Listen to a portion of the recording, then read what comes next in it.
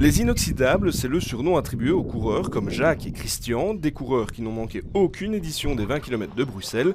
Et évidemment, cette année, ils accrocheront un dossard pour la 43e fois consécutive. Pour eux, cette course est unique et ils ne la rateraient pour rien au monde. C'est mon Noël à moi, pourquoi? Parce qu'à la Noël, les enfants viennent, vous savez, ils sont bien habillés, ils viennent avec des cadeaux, etc., etc. Mais les 20 km, ils viennent pour s'amuser, pour faire la fête, et ils courent avec. Et la famille, bon, il y en a un qui arrive en 1h15, l'autre 1h30, l'autre 2h, on s'en fout, il y en a même un qui prend le métro. Nous sommes, je crois, un peu moins d'une quarantaine sur 30 000 participants à avoir participé à toutes les épreuves.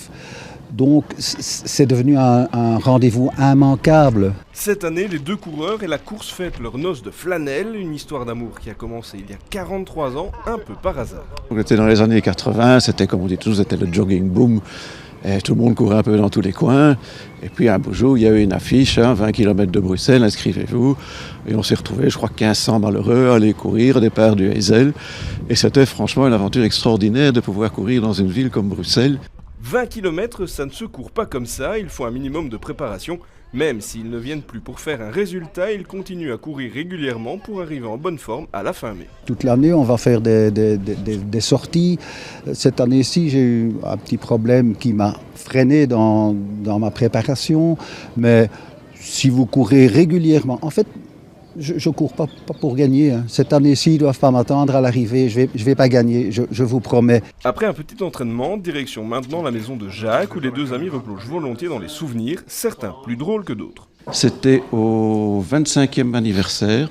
Un autocar nous a déposés au cinquantenaire. Nous étions encore une cinquantaine à l'époque.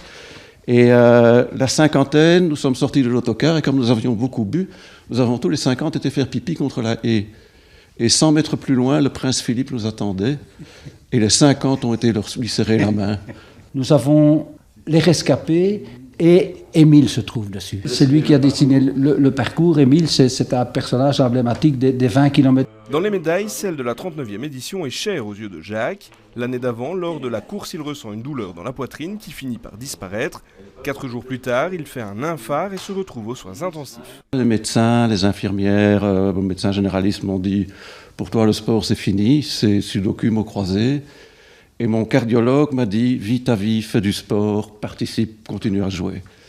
Et j'ai participé à la 39e édition et croyez-le ou non, mais j'avais l'impression qu'à côté de moi couraient les ambulanciers, les cardiologues, les médecins d'urgence, médecins d'urgentistes, les infirmiers, les infirmières. J'avais l'impression que tout ce personnel était à côté de moi. Les souriants Jacques et Christian remplissent donc pour une année de plus l'occasion pour eux d'agrandir leur armoire à souvenirs.